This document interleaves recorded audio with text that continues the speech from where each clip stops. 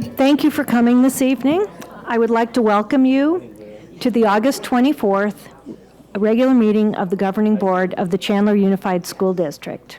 Mrs. Nye, could you please do our roll call? Here. Here. Here. Here.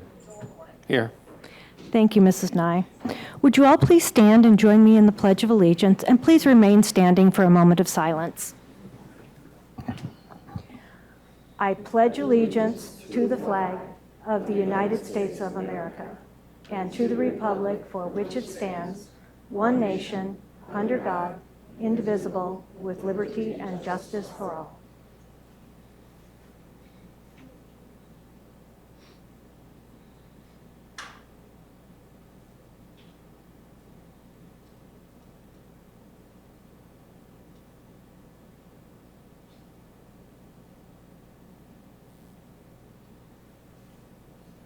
Please be seated. We will begin with some routine business. Our first is to approve the minutes of the August 10th, 2022 regular board meeting. Could I get a motion, please?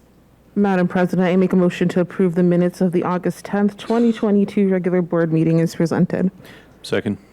All those in favor of approving the minutes of the August 10th, 2022 regular board meeting, please say aye. Aye. Aye. Motion carries.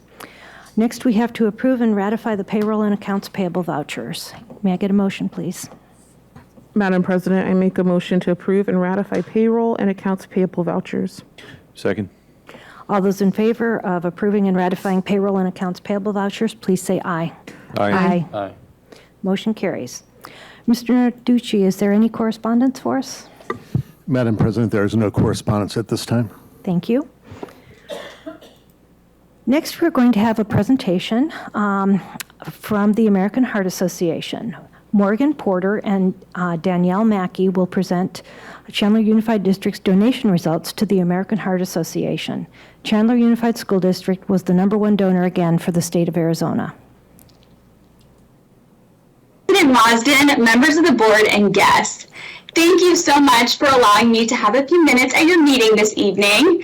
My name is Danielle Mackey from the American Heart Association, and I'm the Youth Market Director for the East Valley here in Arizona.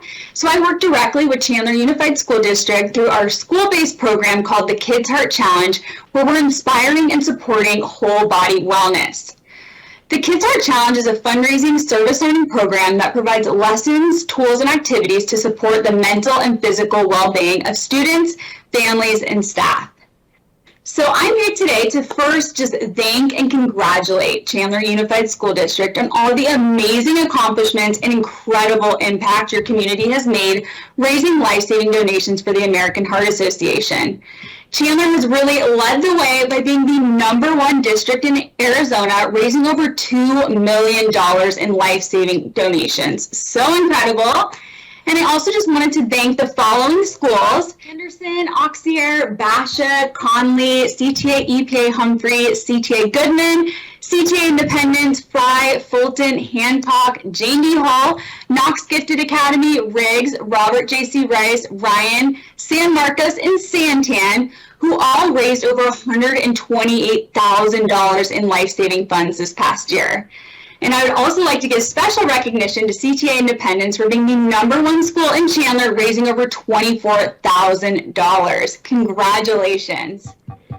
So our mission at the AHA is to be a relentless force for a world of longer and healthier lives. We are igniting the path and inspiring your schools and families to be leaders in their community by being the torch. A focus this year for the AHA is to educate students and families on the benefits of hands-only CPR through the Kids Heart Challenge and the American Heart Challenge. We share this through a 2-minute video that can greatly empower students, teachers, and families to save a life in the case of an emergency. Can you imagine if every family in Chandler knew how to save a life through hands-only CPR? If they knew how to save your life? We're working with amazing leaders and school communities in Chandler to help us continue to make an impact, to be the torch in creating a community of lifesavers. Our mission and life-saving work would not be possible without your district's overwhelming support, so thank you so much. Mr. Narducci and Mr. Schluter, I also just wanted to thank you for your commitment to the health and well-being of your students and families and for your incredible support of our partnership over the years. It really does mean the world to us, so thank you. So I am just so looking forward to continuing building a community of lifesavers within your district and hope to reach all Chandler schools with these important heart-healthy and heart-happy messages. Thank you again so much for your time today, and please feel free to reach out to me anytime with questions. Have a wonderful rest of your week. Thank you so much. Thank you. Next, we will move on to our citizen comments. Mr. Terry Locke will be presenting. Thank you, Madam President, members of the board, Superintendent Narducci. As you know, we provide an opportunity for the public to submit comments electronically prior to each board meeting. This week, we received no comments. Thank you. It appears as though we have 8 speakers this evening, so each will receive 3 minutes. Fantastic. As a reminder, during public comments, members of the governing board may not discuss items that are not specifically identified on the agenda. Therefore, pursuant to state statute, action taken as a result of public comments is limited to directing staff to review the matter, responding to criticism, or scheduling the matter for further consideration and decision at a later date. The board president reserves the right to ensure the speakers present on topics that are within the board's jurisdiction. Everyone is asked to present their comments in a respectable and courteous manner. Profanity or threats of harm will not be tolerated. Our first speaker is Kurt Rohrs of Sun Lakes to talk about teacher workload. Good evening. My name is Kurt Rohrs. I'm a parent in this district and I'm here to speak to you tonight about teacher workloads. As we see a steady stream of experienced teachers leave the profession, perhaps we should be questioning about why they're leaving. Maybe it's not always about money. Several times these board meetings have brought to your attention that teacher workplace stress is a very real issue that needs to be addressed. One of the most significant causes of teacher stress is the extraneous workload heaped upon them that is not directly related to the core mission of teaching academic curriculum to their students, core expectations such as teaching them how to read. Most teachers truly love their kids, care about them deeply, and want what is best for them. It is part of what being a teacher means. It is there to limit how much intervention a teacher should have in a child's life. If our teachers are expected not only to educate our kids, but now to raise them as well, perhaps we should consider that teachers may not realistically be able to do all the things that they are now being asked to do. But are we now seeing an aggressive effort by political activists to influence our children in the classroom to accept their particular worldview, so that our teachers now expected to step in front of parents to drive these controversial ideologies? This is leaving parents concerned and dismayed by the social conditioning that is being exposed in the classrooms with regard to sexuality, race relations, and political ideologies. They're becoming more agitated and outspoken as they perceive their own children being turned against them. This can also cause children to be caught in the middle between parents and teachers and traumatized by this contrived conflict. It's like children having to watch their mother and father argue at the dinner table and wanting to please both do not know which way to turn. This cannot be a healthy and positive situation for children. It's a little wonder that we now seem to have more children displaying mental and emotional health issues than before. These children are also being unnecessarily overstressed. There's a concern that the bond of trust between parents and teachers is now being frayed almost to a breaking point. Is a great disappointment. The fact that there is a growing movement by parents to pull their children out of the district schools because of the dissatisfaction with undesirable social conditioning. Many parents are feeling threatened that their children are being taken away from them, and they're responding by removing these children from this perceived threat. It is the responsibility of the district administration to develop and maintain healthy and positive relationships with parents, to explain to parents what they're doing and why, to define the limits of their intervention in raising of 30 children, seconds. and to reassure parents that they are not trying to replace them. They must also convince parents that CUSD is the best choice to educate their kids, and that there will be well understood boundaries of what will and will not be presented to their children in the classroom. Thank you. Next is Emma Robertson of Chandler to speak on mental health.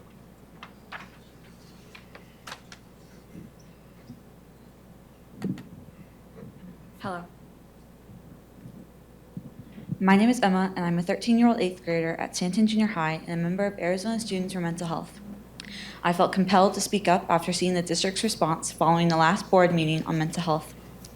The Director of Counseling and Social Services has been quoted in an article titled CUSD Defends Its Record on Teen Mental Health as saying that a spotlight on teen suicides only increases the risk that students will think about it. The myth that talking about suicide will cause suicide has been debunked by nearly every leading psychiatric organization, including the National Institute on Mental Health. How we discuss suicide matters, though. To that end, we are not seeking sensationalized descriptions of deaths by suicide. Instead, we seek transparency, not for salacious reasons, but so those of us who contemplate or engage in self-harm know we are not alone and there are alternatives. We've asked for mental health first aid training for teachers, staff, and students. To this point, the director responds that teachers already have numbers to Teen Lifeline and the suicide hotline, but those tools require training to know when, how, and to whom to present these resources. Training can be handled sensitively and will defeat stigma, build awareness that suicide is not inevitable, and will instruct students where they can find meaningful help. This last point, where to find help, is very important to me. After disclosing I was in a mental health crisis to a school counselor several months ago, I received no direction where to get help or go next, not even a hotline number. And other than notifying my mother by phone that I had had a bad day, there had been no follow-up with either of us. There was no discussion of a possible 504 plan, flexible attendance while I work on recovery, or what to do if I have another incident at school. We have been left to figure this out on our own. By contrast, AZ Students for Mental Health show me that I am not alone, but students deserve more direction and resources than a toll-free number and the support of other teenagers. We are not seeking to shift responsibility to already overburdened teachers or counselors to be full-time clinicians, but Chandler families and older students deserve honesty about the increasing number of deaths in our community and the role schools can play in stopping them, particularly among 30 students who seconds. cannot access or afford mental health care elsewhere. This is why I echo my peers seeking common sense steps at the district and school levels to enable teachers, staff, and counselors to provide teens and preteens with information that can help save our lives.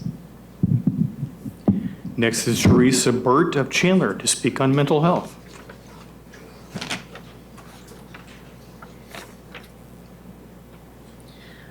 Hi, I'm a licensed therapist here in Chandler, and I currently have 27 CUSD students as clients.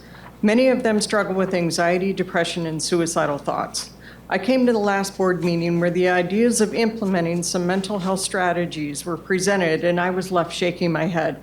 I found many inconsistencies in that report.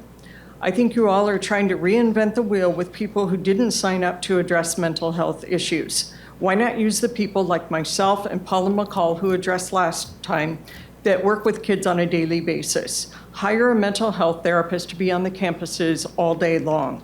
The main issue that I saw in that presentation was that you say you want to partner with people and agencies in the community. That statement is untrue to every person that was in that room 2 weeks ago. Last year about this time, CUSD called Compass Church and the Bridge and asked if they could use the facility to house a mental health event.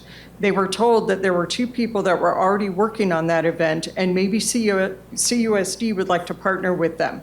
I was one of the people that met with CUSD representatives, also with representatives of the city and my co-founder. CUSD asked us to make our event free of charge, which we did. Compass Church financed everything. They wanted it to be a week-long event and that they would bus students in from all the schools to be a part of that event. We couldn't do that since the therapists were working pro bono. CUSD promised support, finances, backing, marketing, and involvement in the event. They said that they would send out emails and encourage teachers and students to attend and even give extra credit for attending. Then CUSD disappeared. You don't want to partner with the community like you say you want to because you were presented with the opportunity. You turned your back and walked away in silence. You did nothing that was promised. You didn't return phone calls. You didn't return emails. The people who were your representatives didn't even attend the event. I want to know who said no after these 2 ladies promised the full support of CUSD. Breakthrough was a success without CUSD. And we had 857 students and parents in attendance for our first time. Some say CUSD pulled out because it was at a church, which is very interesting since CUSD contacted the church to ask to use the facility. The city of Chandler approached us this summer to talk about Breakthrough in February 30 seconds. 23. We were asked to do it again, and we will because we put actions behind our words. So here's another opportunity to partner with mental health professionals in the community. What are you going to do with it this time? Next is Hannah DeGraff Johnson of Chandler to speak about dress code.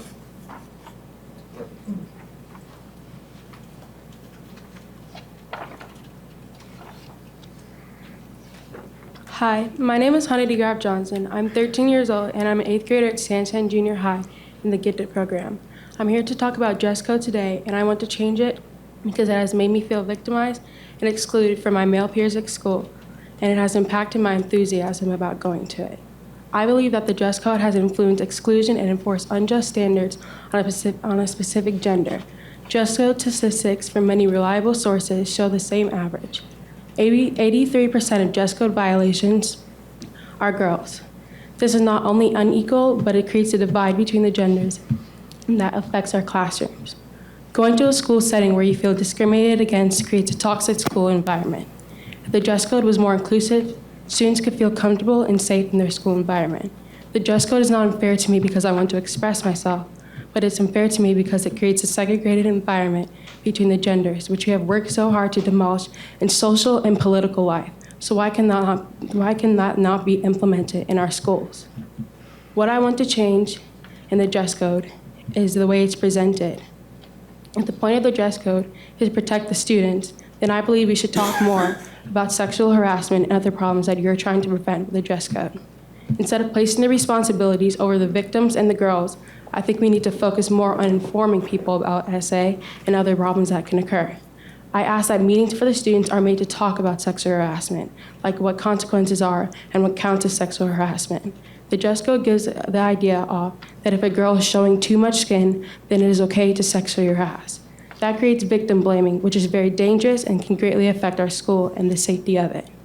In the beginning of the school year, we had a discipline presentation at my school for the students, and a question was asked about the dress code by a student. The response did not sit right with me. We were told that as middle schoolers, we had uncontrollable hormones, so the dress code was made to prevent things from happening. Looking at the statistics from earlier and the dress code itself shows how it's all directed at girls. The board needs to think about their intentions behind the dress code. It's not a girl's responsibility to change the way she dresses because someone cannot control themselves. The dress code should be a way to protect us. It should not be used to victim blame and put the responsibility on the wrong people. We cannot control other people, we can only control ourselves. So I hope that furthermore, the dress code and the intentions behind it are analyzed and changed. Thank you. Next is Robin Finlinson of Chandler to speak about Just Serve. I can take this off, right? Thank you and good evening. I'm going to look at all of you, but I don't know if you've heard of Just Serve. How many of you have heard of Just Serve? Terry Locke, I know you have. I spoke to your Rotary Club very recently. Yep. Thank you again.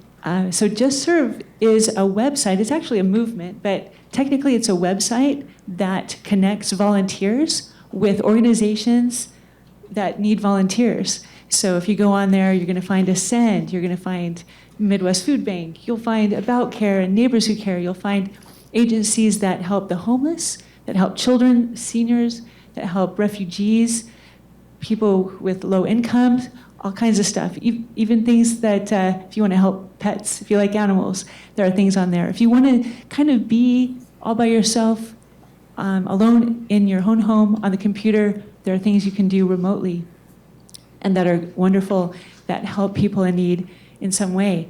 And I bring this up at the school board because a lot of the students they might be in a service club, they might be in National Junior Honor Society, or they just need service hours for whatever, or want to be of service.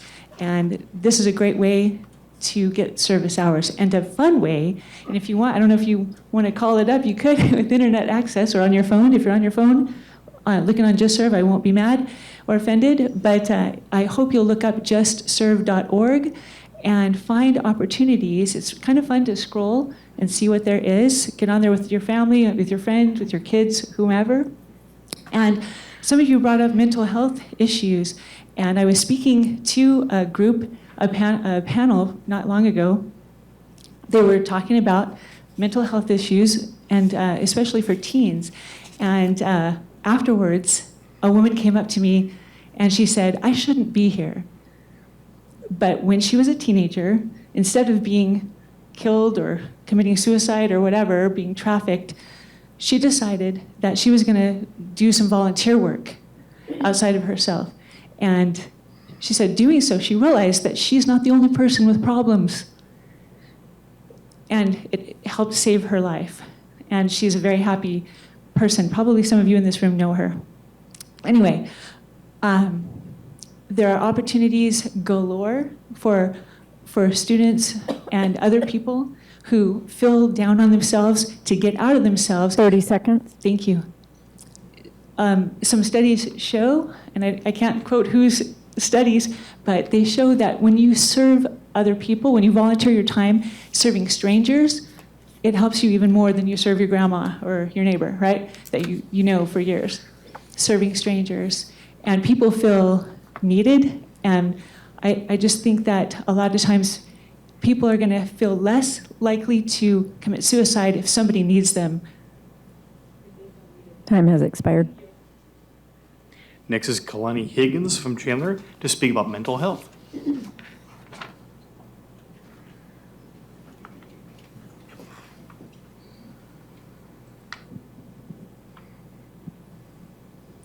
Good evening, my name is Kailani Higgins and I'm a sophomore at ACP. I'd like to begin by defining a specific symptom of depression. From the National Institute of Mental Health, a loss of interest or pleasure in hobbies and activities. One of the many symptoms of depression is a lack of motivation. I'd like to follow this with another quote sent in an email to my organization. Quote, I hope that you will connect with Mrs. Vargas so that this important work does not experience delays due to the lack of communication, quote. We received this because we didn't respond within 24 hours. Yet when we began the conversation, it took a week for us to get a reply. We, who are students whose job is to go to school, were to reply within a day, when the board, whose members also have full-time jobs, got a week. We come here because we suffer from depression, from that same lack of motivation, but we're expected to communicate 7 times as quickly as the adults.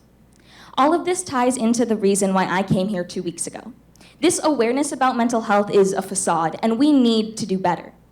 SAMHSA states on their website that, quote, after training, teachers reported significantly improved mental health literacy and significantly enhanced confidence in being able to provide appropriate help to students when indicated, quote. Like I said last time, staff members are required 1 30-minute online training session for mental health. These are the same teachers who tell us that we need to repeatedly study material to remember it. The teachers who use repetition as a method to help us retain information are not expected to use these same tactics when it comes to learning about mental health. How will they improve their literacy of mental health if it's not something they have to study?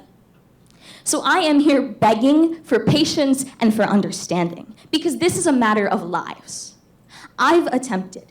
I've been there, and no student should ever have to go through that.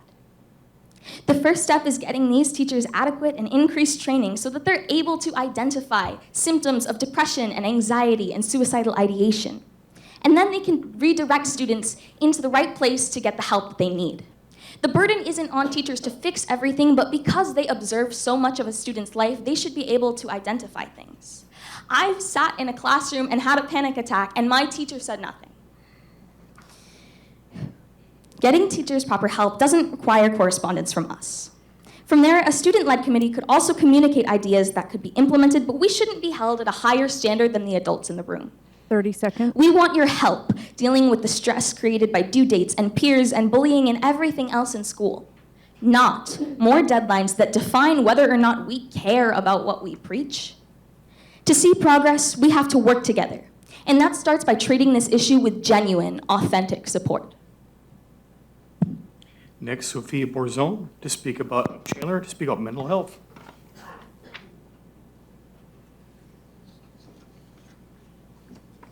Hi, my name is Sophia Borzon, and I'm here with Arizona Students for Mental Health.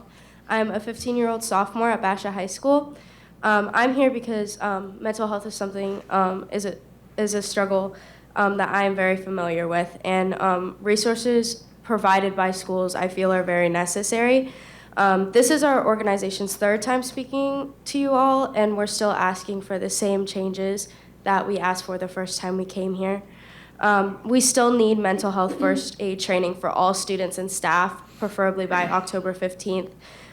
We need a student action board for students to tell you and other district and school leaders our needs in terms of these mental health resources. And we still need a student-led town hall that we run and you promote by September 15th. We are going through a mental health crisis here. Students need these resources to survive, not only to survive, but also to perform well, not only on the tests we take in the classroom, but on the tests that define our futures, like ACTs and SATs. We need them to keep up our GPAs. I'm struggling with my mental health right now, and I need these resources to keep up my grades and so that I can get into a college that I want to go to. And I'm not the only one. I'm fortunate enough to have an understanding family, and I'm fortunate enough to be able to do things like go to therapy, but so many students aren't as fortunate as me. How many more kids have to die before you give us what we need? I've ended my speech the same way every single time I've come here, and that's by saying that you all are the ones with the power. The most that us students can hear is stand up here and tell you what we need, but it's up to you guys to make the changes, and we need you to. Thank you.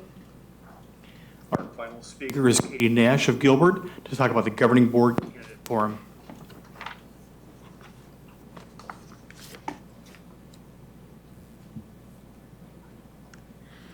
Good evening. The Chandler Education Association, along with Valley Interfaith Project, would like to invite the CUSD community to our governing board accountability session on Tuesday, September 6th from 6:30 to 8 p.m.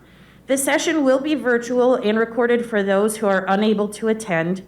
The candidates will be sent the questions ahead of time, and there unfortunately will not be time for a public question and answer.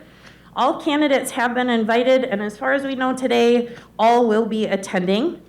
No matter the outcome of the election, CEA will continue to be the professional association for our certified and classified staff that advocates and bargains for wages, working conditions, and respect at the local, state, and national level, as well as provides leadership development and professional learning opportunities. Thank you. Katie, could you repeat the date, please? I'm sorry. Tuesday, September 6th. Thank you. You're welcome. That's over Zoom, right? You just have to nod your head. It's over Zoom. Yes, it's on Zoom. And we can share the link with you all if you want to share that out. Thank you. Yes, Yeah. please.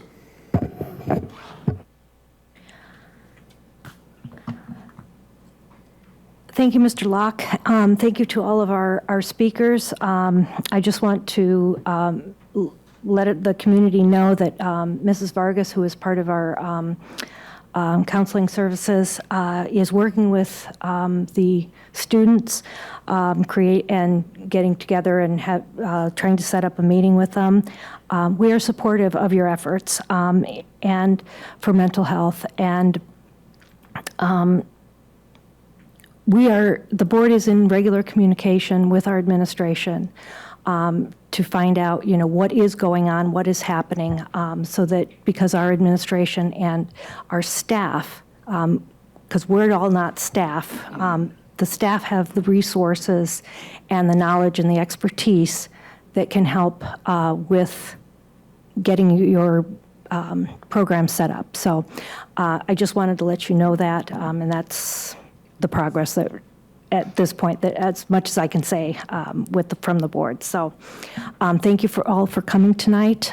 We do know that we appreciate hearing from all of you on the issues that concern you, and we truly appreciate you sharing those thoughts with us tonight. We will now move on to our consent agenda. Mr. Narducci. Thank you, Madam President, members of the board. Out-of-state student travel planning, out-of-state field trips are and pre-planning forms for Arizona College Prep High School, as well as Hamilton High School, are provided. Following governing board pre-approval, I will, myself or Dr. Gilbert will check on travel arrangements, and you will receive a summary of the final travel arrangements quarterly. Monetary gifts, request approval for the monetary gifts generously donated to Chandler Schools totaling $60,358.78. For donations, request approval of items generously donated to COSD totaling $10,132.37. Under consent agenda item 6.04, participation agreement with Public Consulting Group for Medicaid services. The COSD Medicaid program has generated approximately $2.2 million annually over the last 3 years. The district must utilize a third-party administrator to process these claims and issue reimbursements. Public Consulting Group will continue in fiscal year 23 as the third-party administrator for the Arizona State Medicaid Agency, or ACCESS, Medicaid School-Based Claiming Program. ACCESS has total authority in awarding the contract, meaning they award the contract, we don't, we follow the award. Therefore, our PCG is the sole source vendor. There is no other option. The term in this agreement shall be effective on and after August 26, 2022. The third-party administrator fees for administering the program is listed. And just important to note, the recommended participation with Public Consulting Group as the third-party administrator for the Arizona State Medicaid Agency, Medicaid School-Based Claiming Program for the fiscal year 2023, an estimate of annual direct service claiming fees to be paid to Public Consulting Group for the fiscal year 23 is $130,000 and $45,000 in Medicaid administrative claiming fees for fiscal year 22. Lesson planning for high school physical education with web resource from Human Kinetics. Chandler Unified School District's curriculum instruction team reviewed teacher materials for high school physical education to complement and enhance other adopted resources. Lesson planning for high school physical education with web resource provides teachers with physical education classroom strategies and standards-based lesson plans. The total amount for 35 teachers, including shipping, handling, and tax, is $2,227.77. In accordance with ARS 15-721 and COSD Policy IJJ, for a period of 60 days starting June 9th, 2022, lesson planning for high school physical education with web resource from Human Kinetics was placed on display for public view at the Melinda Romero Instructional Resource Center. In addition, digital access to the resource was placed on the curriculum webpage at the district website for review and comment. There were no comments, and we request approval. English Language Development ELD curriculum on November 10, 2021. The governing board approved the curriculum and instruction team's recommendation of SAVAS, My Perspectives as the 6th grade English Language Arts curriculum.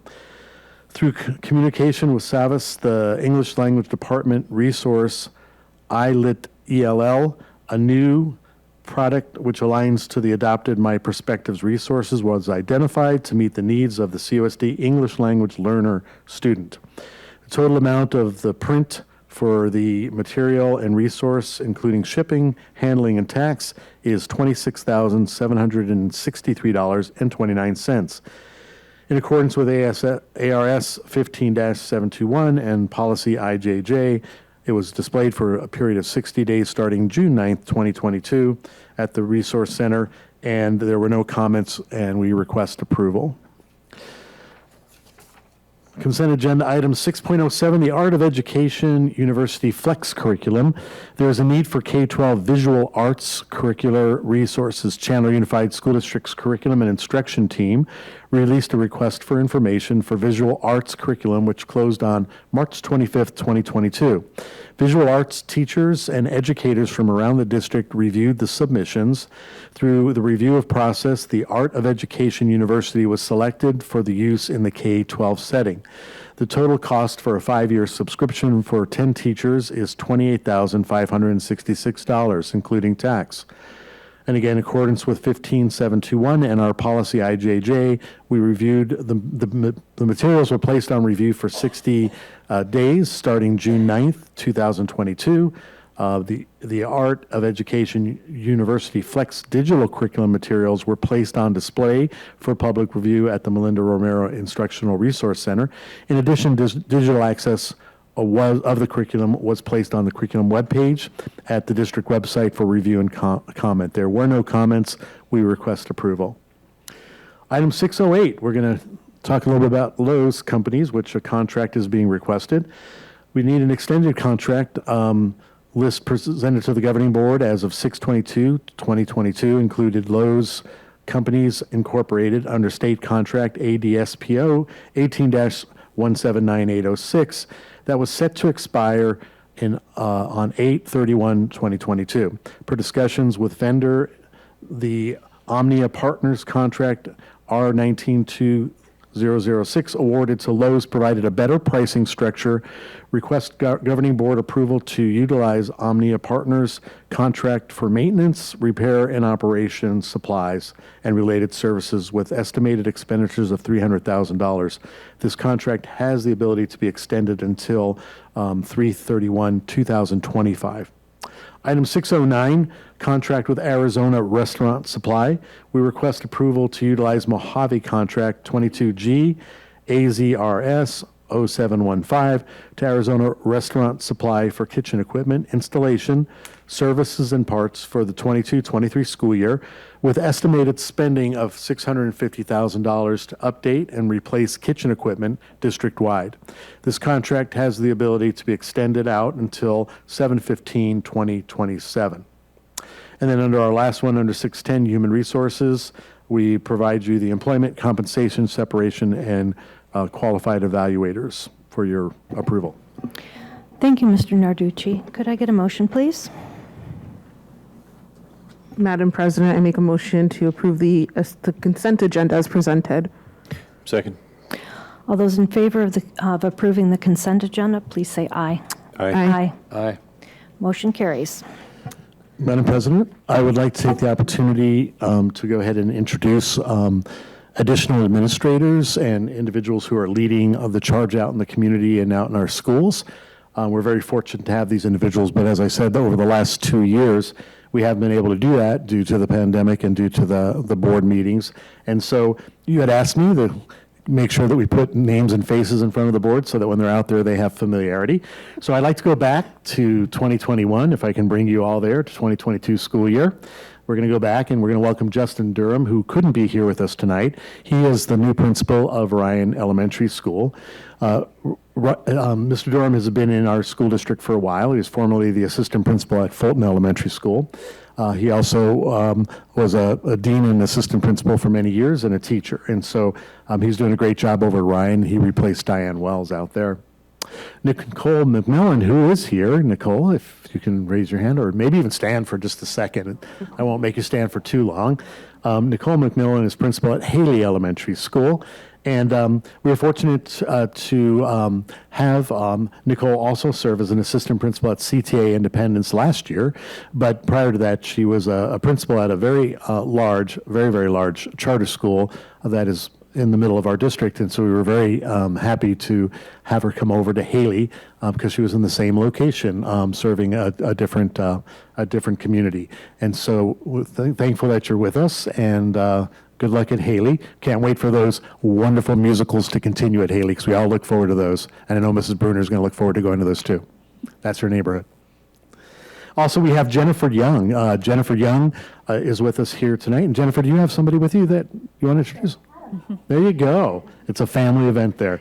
And Jennifer Young's principal at CTA Humphrey. CTA Humphrey also has the EPA Elite Performance Academy on their campus too, so it's the Humphrey campus. She was formerly a dean of students at Rice Elementary School, also taught and within our independence program, and prior to that, she was a principal at a smaller charter school, and so fortunate to have you and your family in the district.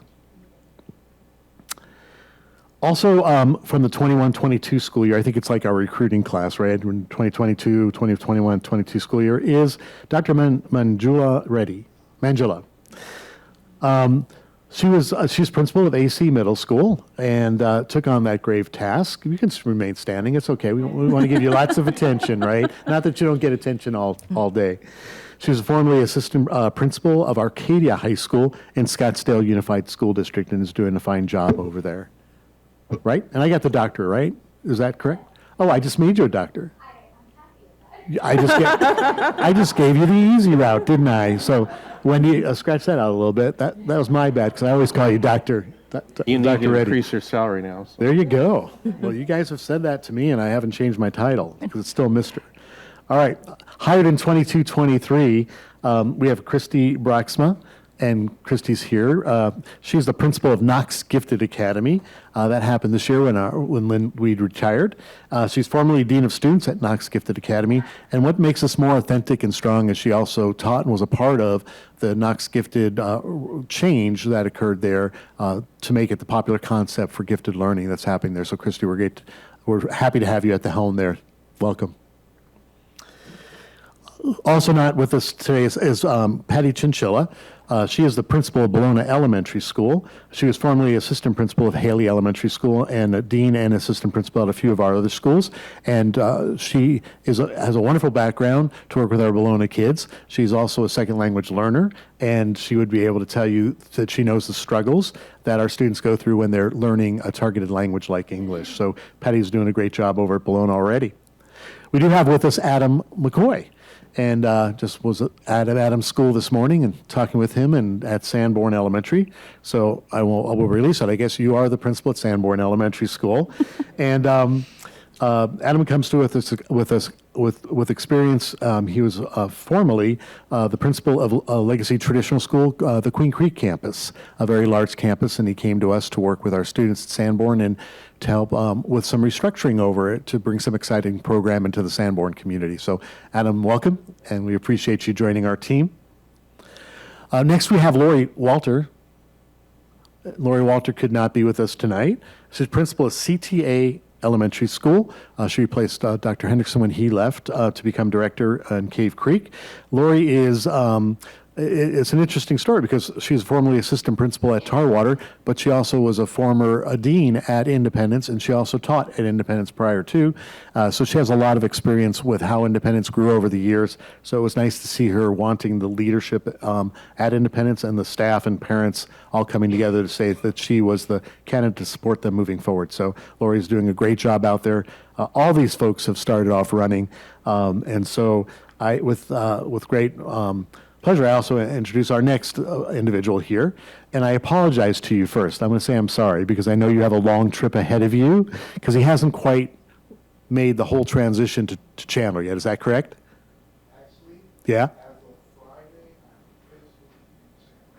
Nah, then I can introduce you, okay? All right. Antasio Holly, he's the principal of Anderson Elementary School. He is, Anderson Junior High School. Did I say elementary? Did you know you had both schools? Well, I believe Kristen Kinghorn's going to be a little upset I gave her school away, but it's junior high school. And formerly, he was assistant principal in Montgomery County Public Schools in Maryland. But I got to tell the story, though. But he was also a principal in Tucson Unified School District. As a matter of fact, he was the principal of my old alma mater, Catalina High School. And so different decades that we were there. I was a student, you were a leader. You hope so. They're just saying that I just look a lot older is what they're saying. So we appreciate you coming back to serve Arizona students and choosing Chandler Unified School District and Anderson Junior High to make your impact. So welcome. And I do think on Friday when you're here, it's going to feel a whole lot better that you don't have that big old trip to Tucson. Awesome. Welcome so much. And governing board members, I just wanted to introduce individuals that have come to you. I know you'll be going to their schools. I know you're all assigned schools, but this class is amazing. We're very fortunate to have them. We're looking forward to awesome things happening for our students, our communities. They all believe in family engagement, and it's been a rough 2 years of not having as much family engagement, and so they're working on that at all their campuses now. So thank you very much for being here tonight. You don't have to stay any longer. You get down to Tucson. Travel safely. Mr. Narducci, thank you for the introductions, and can we give our new employees a round of applause, please? Thank you for choosing Chandler. We appreciate it. We will now move on to our action items, and the first one is our ASBA's proposed 2023 political agenda. In your board packet, there is the draft political agenda for ASBA, and it is 6 pages, relatively extensive. As you reviewed it, are there any that, I think I'm going to do it this way, are there any that you disagree with, that you would want our delegate to vote no on? Otherwise, we can basically just instruct our delegate that when they go over each line item, she can vote for So Barb- everything. Yes, The ASBA's draft, can we not just approve that? we can, but we can approve it. And but if there's anything in it that we want to discuss or that we object to, that we would like to perhaps tell our delegate to vote against, vote no on, we can do that. There's nothing in here objectionable to me. Okay. I will concur with that. I don't know, is there any other comments? I do have a question. Is the order relevant? Is the top for number 1? I don't think it is. Okay. I think they just had to put some kind of order in it. I think it's just the order that they read it. So they don't really vote on like which one comes first. Okay. No, I do believe that they, like on page 3, I believe that they've crossed out, I can't really, I think it's number 7. Yes. This support, okay, I'm not wearing my glasses, but the support policies that eliminates the use of corporal punishment Right. and zero tolerance. And I'm really having difficulty with this TIFF file that they gave us instead of. Yes.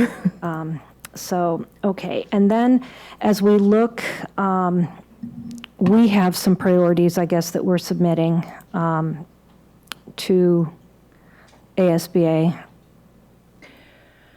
that was presented for approval on May 11th of 2022. And I believe these were the ones that we did. I guess we could ratify that also. Well, I did want to ask, so for number 3, that was at least partially addressed. It was. So for everyone, it's increased special ed funding, and there was an increase to the weights for special ed funding. And I don't know if that's now a top priority, as it probably could use more, but. And I do believe they also, on number 2, for additional items on the poverty weight, that they did give us a little bit increased in poverty weight also. Is that correct?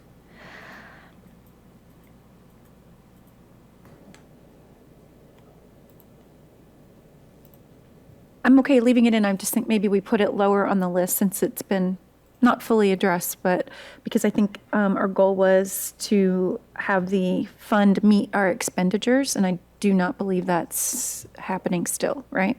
Yeah, we're still pulling from M&O to cover special ed. So I think it should still be on the list, but maybe it's not as high a priority as funding all day K or, some of these others.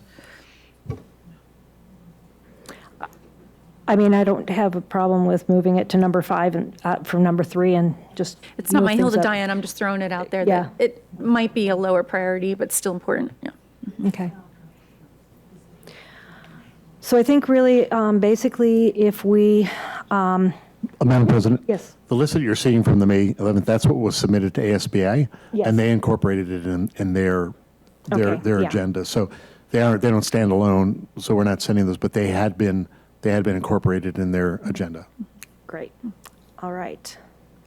So really, basically, all we need to do is approve the 2023 political agenda, the draft agenda from ASBA. And if we want to approve the whole thing, we can. If we want to shall we say line item vetoes on it, we can do that. But I think it's where we would approve the whole thing. So could I get a motion on that? Okay, I'll do one. Madam President, I move that we approve the proposed 2023 political agenda as presented. And direct our delegate. And direct our delegate to the ASBA Assembly to represent the board's determined position on the proposed agenda items. I'll second. Okay, is there any other discussion on this item? All those in favor of approving the draft political agenda and directing our delegate to represent our position at the delegate assembly, please say aye. Aye. Aye. Aye. Motion carries. I believe that, Ms. Love, you are attending. Thank you very much for representing us at the delegate assembly. And I understand it's usually a lengthy Saturday. It's an interesting Saturday as well.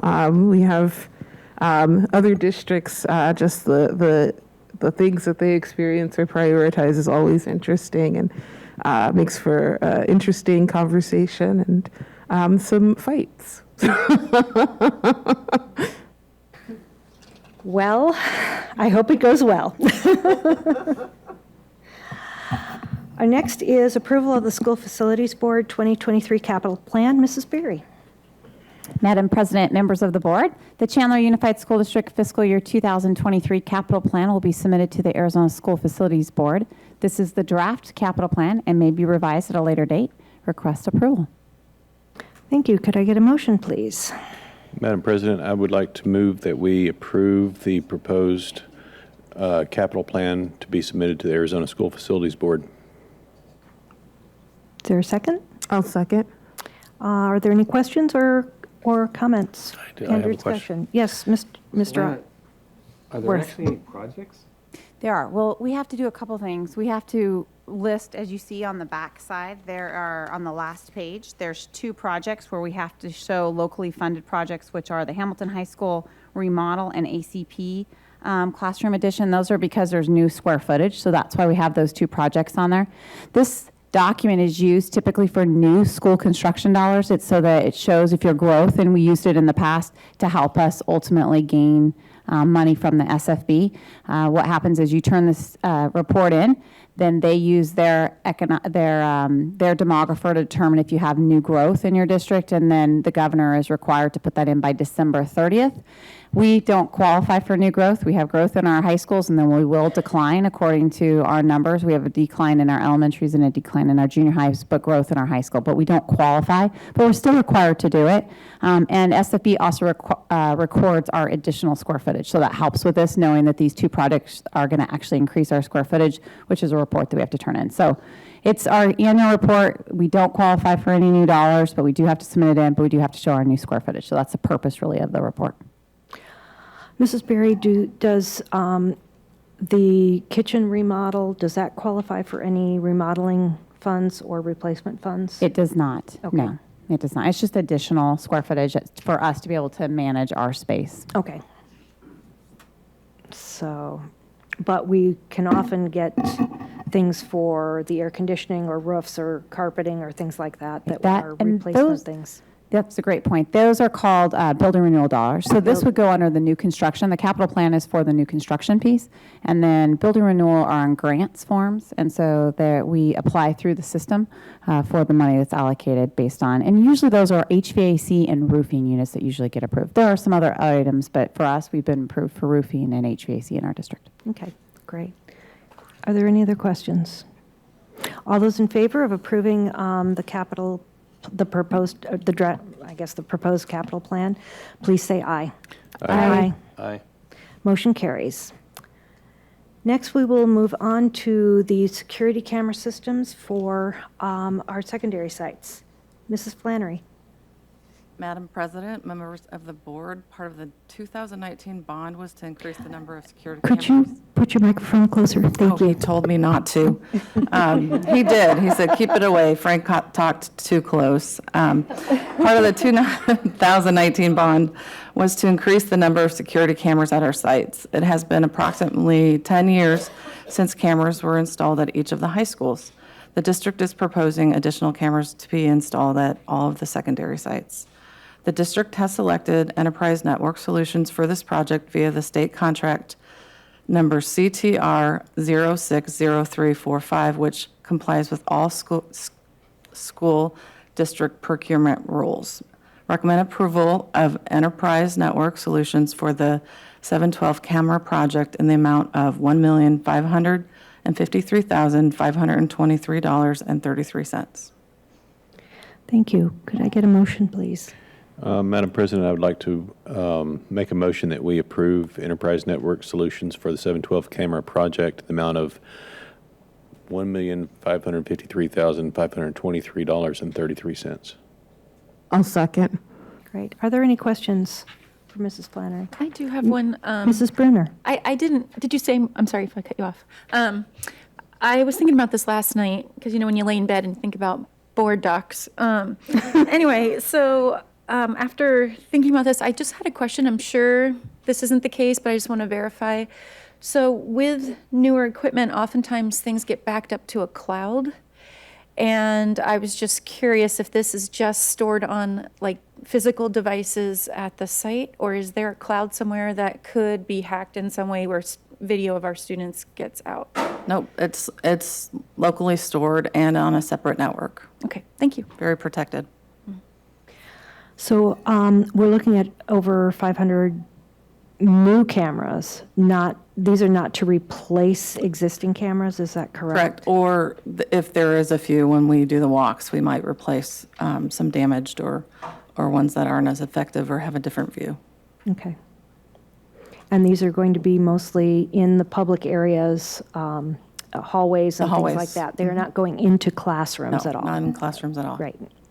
Mr. Narducci? This was a project working with high school principals, junior high school as well, identifying areas of concern on their campus, and also to promote the fact that we do have camera views, of main hallways, and which is a safety aspect for our prevention and postvention pieces that we need to do. And so I definitely appreciate the information that our leaders gave us as to areas of their schools that they need more coverage with, and that was one of our bond pieces that we talked about, was the security of our campuses with camera usage. So this is just an extension of that work. All right. Are there any other questions or comments from board members? All right. All those in favor of approving Enterprise Network Solutions for the camera project, please say aye. Aye. Aye. The motion carries. Next, we have our ACP Middle School Classroom Edition, and Mr. Dunn will be presenting on that.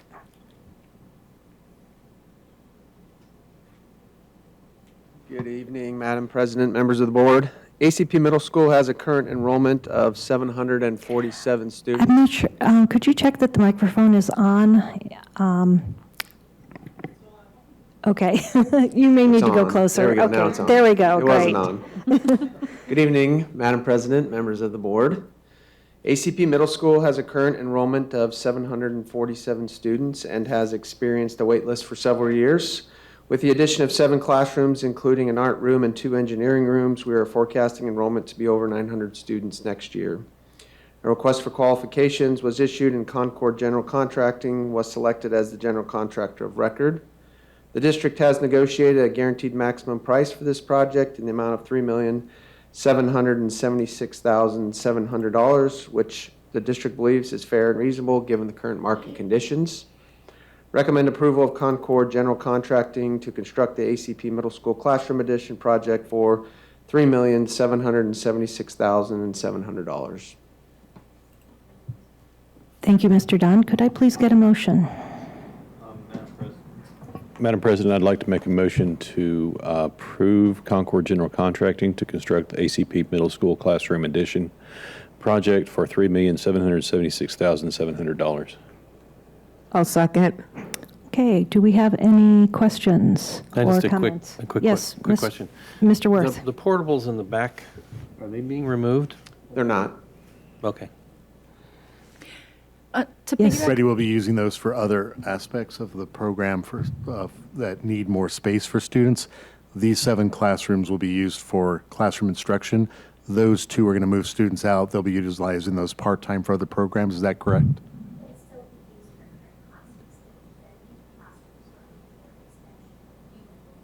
Okay, so they will be utilized. Okay, so they will stay on the property. Okay, Mrs. Bruner. I think Mr. Narducci and I were talking about this the other day about the possibility of moving portables, and could you just explain like why that's really not an ideal option to place more portables there instead of a permanent building? Mr. Dunn probably can do a better job of explaining it, but the cost of portables is pretty expensive. Also, the connection and the connectivity you have to do. What's the cost? About $400,000 to move a portable from one location to another. Correct. The 300 to 400,000 and new. So if we add, they do need some specialty spaces, art rooms and engineering rooms that we can't really provide in portables as well. It depends. The bigger you get, the more cost effective it becomes to build the block and mortar buildings. And also the student learning environments too, specialized student learning environments is more conducive with how you can build it. We really want the function to drive the form of the space. I know sometimes you can just put a 30 by 30 classroom space, but it really depends on how they're utilizing that space. And so the other thing with portables too, our students really would rather have hardscape classrooms. They have talked about that, and also in our safety measures too, it's probably best for us to build hardscape at this point as well, because we do have a point of entry there, as well as the 7 classrooms. It becomes a little community out there than individuals feel like they're isolated. So there's 7 classrooms, and if we did a portable for each one, that would have ended up being $2.8 million just to move them, not to buy new ones, but to move them from other locations. And then also, and you wouldn't have bathrooms. Right. We And are no adding bathrooms. yeah.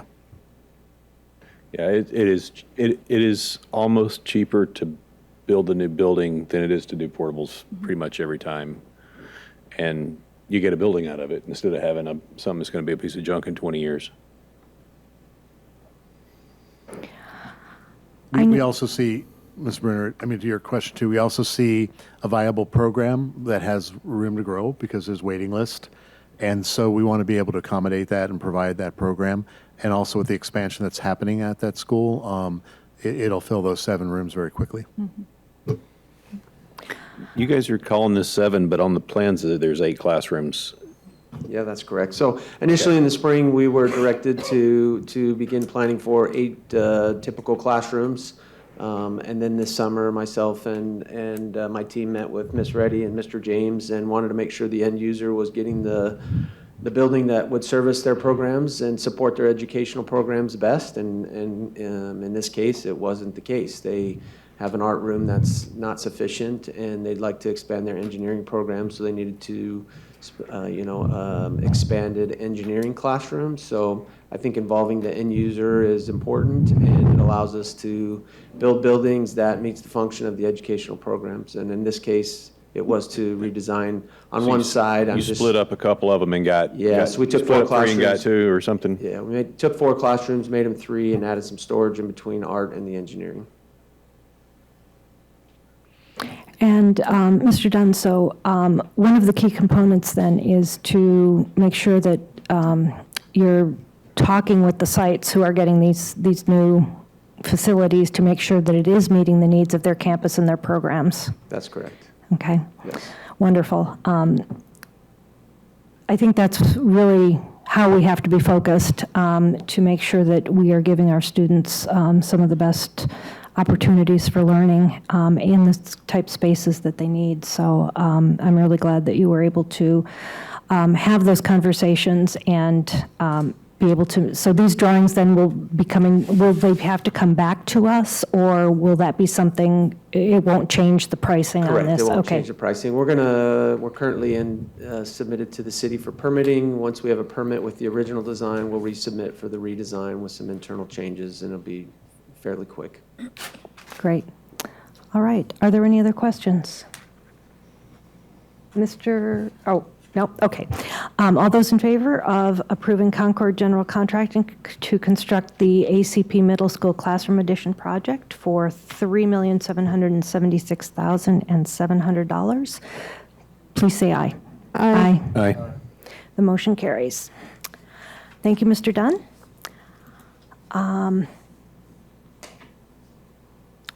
Now we'll go into our information items. Our first one is the secondary curriculum, AP European History. Dr. Edgar. Madam President, members of the board, AP European History will be a new elective offered to CUSD students. The committee is recommending the following textbook to move forward in the textbook adoption process. Weisner Hanks, Mary, Claire, Haru, Crowston, Perry, McKay, A History of Western Society, 13th edition. The cost for a class set is $5,921.16, including estimated tax, shipping, and processing. This includes 40 student editions, 1-year subscription for 40 students to Launchpad Digital Resources, a teacher's resource flash drive, teacher's edition, and exam view assessment suite, and will be initially funded through district funds. In accordance with ARS 15-721, the textbook will be placed on display for the 60-day review period for comment at the Melinda Romero Instructional Resource Center starting August 25th, 2022.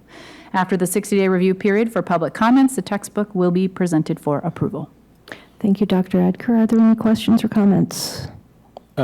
Yes. What campus is this going to after it's adopted? So actually, all of our electives are presented to be adopted or used at any of their campuses, but currently this was presented by Perry High School. So this cost was for 40, which is a classroom worth, basically, right? So correct. Is it when it's done? Is it going to be an elective for all the campuses, or is it just going to be for Perry to start with, or? So Perry's was the school site that brought it forward to get approval. So we do know that we had to look at the textbooks before we go through and put it in the course catalog for next year. So we'll be working with the sites to see if the class makes, and then how many sets of books we need to order, if it's just offered at Perry or other sites. But it is able to be offered at other sites should there be interest and staffing. Okay, thank you. Any other questions, comments? Okay, we'll move on to the board agenda roadmap then. Our next meeting is on September 14th.